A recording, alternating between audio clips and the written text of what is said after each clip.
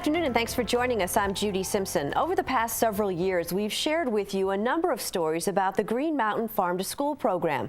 The program is based in Newport. It works with schools, businesses, and farmers in northeastern Vermont with the goal of expanding access and distribution of local food. We've featured a number of farm to school projects, such as the coupon program for fresh fruits and vegetables and the composting shed at the Lowell Graded School.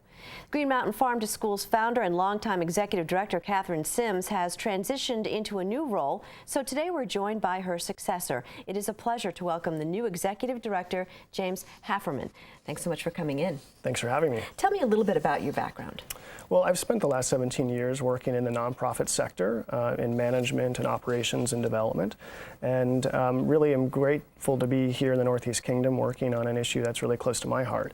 I helped found an energy efficiency nonprofit in Washington, D.C. and helped take it international, and now I'm here working in the Northeast Kingdom where I grew up in the northern part of New York in a dairy farming community, so this is really close to home. Tell me a little bit about your work with Salvation Farms.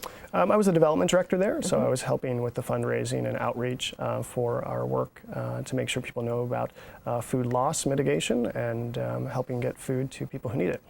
What have you been focused on at Green Mountain Farm to School since you came on board in January? Yeah, so as a new executive director, it's really important for me to get to know the community and our partners, the staff and the board, so I spent a lot of time doing that and listening, learning about our programs, seeing the programs in action, and then helping build out the plan for the coming year as we were moving forward. Well, the Across the Fence team first met the Green Mountain Farm to School in 2013 when Rebecca Gollin headed north to see the organization's food truck in action. It's called the Lunchbox. Let's take a look at that. This is basically all Garden of Urban salsa. It's his tomatoes, this is cilantro, some onion. Not far from the Urban's farm, Megan Stockco is preparing food for an upcoming farmer's market. It'll be chicken with fresh salsa and cheese with some just cabbage on the top for texture. Using local ingredients, Stockco will produce several options for her customers. That her kitchen is a bit small is no problem for Stockco. She's used to that. The Lunchbox is like any restaurant, with a couple of key differences. On a typical day, I usually come here early in the morning around 8. I load the truck up with fresh water, make sure we have enough propane, kind of check the vitals for the truck to make sure that the equipment is working. Besides the fact that it's on wheels, the biggest difference between the Lunchbox and most other restaurants is that at the Lunchbox, they give the food away. We know that summer can be a really hungry time for many in our community. Catherine Sims is the executive director of Green Mountain Farm to School, the organization that operates the Lunchbox. She spearheaded the effort to create the program, from getting it funded to finding a vehicle to retrofit. The truck itself is multi-purpose. It's a commercial kitchen and traveling farmers market. It's also a place where kids can come and get a free meal during the summer. We're able to offer free meals for kids 18 and under that feature all local food, so it's returning dollars back to our farmers and making sure that kids aren't going hungry. Well, if you're just joining us, I'm visiting with the new executive director of the Green Mountain Farm to School program, James Hafferman. So how was the 2017 Summer Lunchbox? It was a really successful year. We served just about 1,500 free meals to kids in the 3 towns where we go, and also had a lot of great support from the community coming out and purchasing lunches that helps support the truck. And so what's the future look like for the Lunchbox? Well, we're very committed to continuing the Lunchbox in the 3 towns and really want to make sure that people know about it. And so we're really focusing on raising awareness and also consumer support as well. So we're fortunate this year to have a great partnership with the Abbey Group who helped prepare the food and serve it in conjunction with our staff. And we had support from Concept 2 Rowing and North Country Hospital, all of which help make sure that that truck is on the road those 10 weeks during the summer. So we hope to continue doing those kinds of partnerships as well. Remind us too how the truck works and where it serves the communities. Yep. So we go to 3 towns, 1 day for each town during the week, 10 weeks during the summer. So we go to Island Pond, Newport, and Barton. And so people probably are expecting you. Yeah, they are, and there's usually quite a line. Let's talk a little bit about your organization's work with the schools. One example is the Lowell Graded School. You helped them set up a composting program in advance of Vermont's universal recycling law. Why is that type of program important, and how is your program helping other schools as well? Yeah, so with Lowell Graded School, we have a farm-to-school program with them, and the composting is one element of that. Composting is a great way to teach kids about math and science, and the schools really incorporated that into their curriculum. And composting in general is important to be teaching kids. It's helping to teach them about the value of diverting waste from landfills, and also the value that it puts into the soil for them to be able to grow food. And then our other program, the farm-to-school program, which helps teach kids about where the food comes from, how it's grown, why it's important to eat healthy food. And then they also take these lessons to home with them. Exactly. And help their parents learn about how to compost. Precisely. So you have a statewide program also called Vermont Harvest of the Month. Tell us a little bit about what that's about. Yeah, Harvest of the Month is a monthly campaign, awareness raising campaign, really stressing the importance of eating seasonal and local. And so each month we're able to feature a specific crop that is grown or produced here in Vermont. And we have recipes that are available and curriculum guides for schools. And there's often a lot of attention paid by food service management companies and food service directors around adding that food into the menu for the schools. Now we're seeing work here by the kids themselves doing recipes. Why is that important? Well, again, if you don't know how to cook or you're not interested in it, it's probably going to be hard for you to begin tasting and eating the food. So we start with taste tests and then build in cooking lessons as well, so that kids begin to build that into their way of life. And so what are you seeing with the kids that have been involved in these programs going forward? Yeah. Well, I mean, you see a transformation in them. So many of them begin to be excited about food and where it's coming from and how it's grown. You get to go out to the garden, you see them planting it. All of that is helping them understand what impact it's going to have on their life and on their local economy as well. And so what is the hope going forward with this program? With Farm to School in general? Well, I mean, our mission really is to restore and strengthen the food system of Vermont, and I think that really starts with our kids and also in conjunction with our farms. And so building that long-term perspective of growing food and keeping it local, but also eating healthy, it's going to really, I think, change the future of the Northeast Kingdom, especially as we face some serious health challenges in that region as well, related to diet. Yeah, I was going to say, can you just talk a little bit about that? Because, you know, eating healthy is really important. Exactly. But it can be expensive.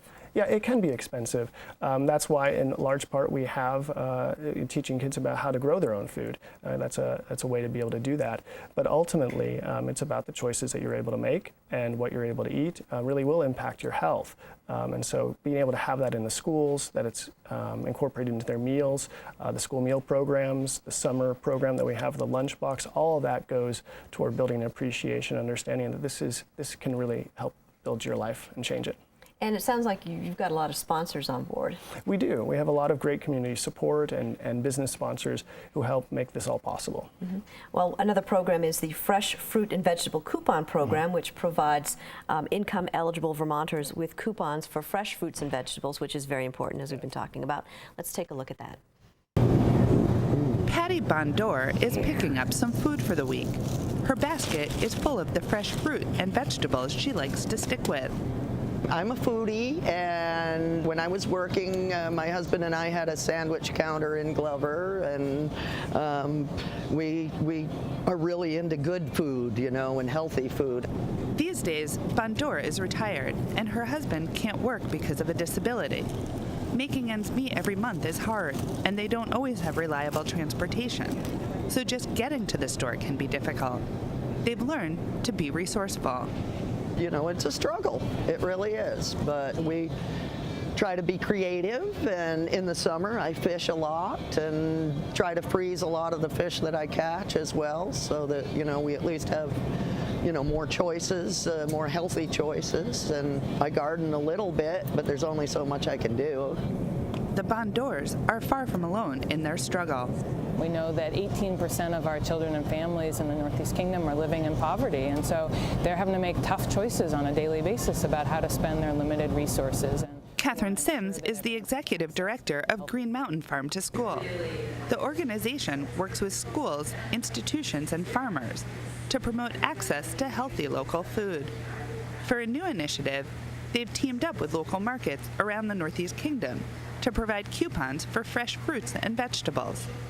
We received funding to offer 400 families in Orleans and Essex, Vermont, who participate in the 3 Squares Vermont program, the Supplemental Nutrition Assistance Program. So we had 400 coupon booklets to distribute to eligible Vermonters, and they received $75 in $1 increments to spend on fresh fruits and vegetables only at 5 participating grocery stores. To spread the word about the program, around 2,000 households in Essex and Orleans County received a letter inviting them to enroll in the program.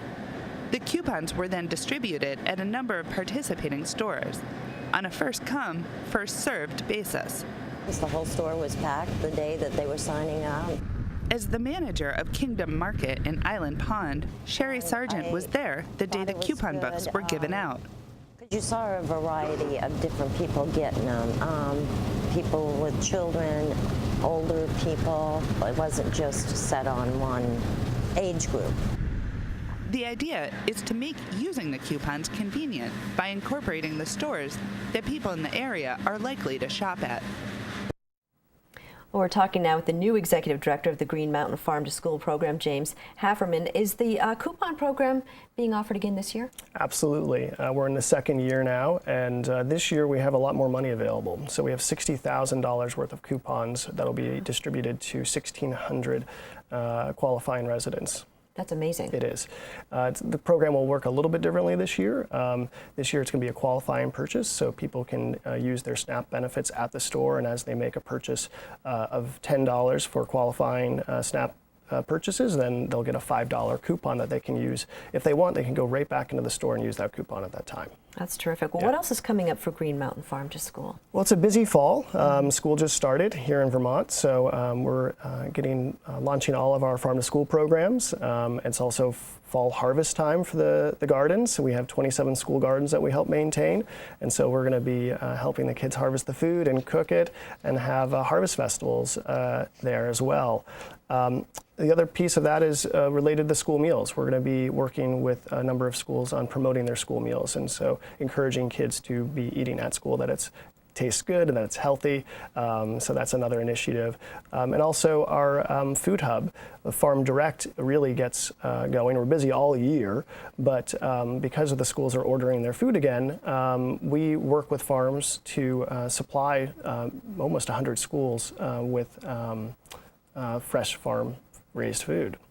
And so how does that work exactly? Yeah, so we manage a website where we post all the available products that we have with the 24 different farms that we work with, and then institutions and schools and restaurants put it in order, and then we handle everything in between in terms of getting them the food and the invoicing. So it really streamlines the process for both the farm and for the customer, but it's also a great way for us to market the farms, because we have a lot of great materials that tell people about where their food is coming from and that it's people in their community who are raising it. What's the biggest challenge?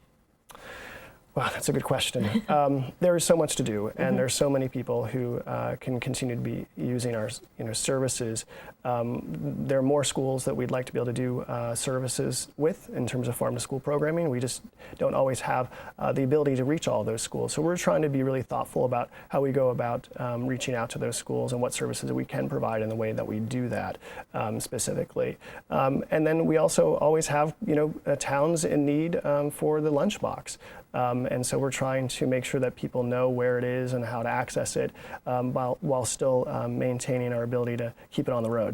And so where can people find out more about the organization and the programs that you run? Well, the first place you can go to is our website, greenmountainfarmtoschool.org. Our email address is located there as well, or you can call our office. And you're always looking for volunteers and folks to help out, I'm sure. Yeah, absolutely. Anyone who wants to come help in a garden is more than welcome. So we could definitely use an extra hand or two, especially in the fall and the spring. All right, well, James, thanks so much for joining us today. Thank you. That's our program for today. I'm Judy Simpson. We'll see you again next time on Across the Fence.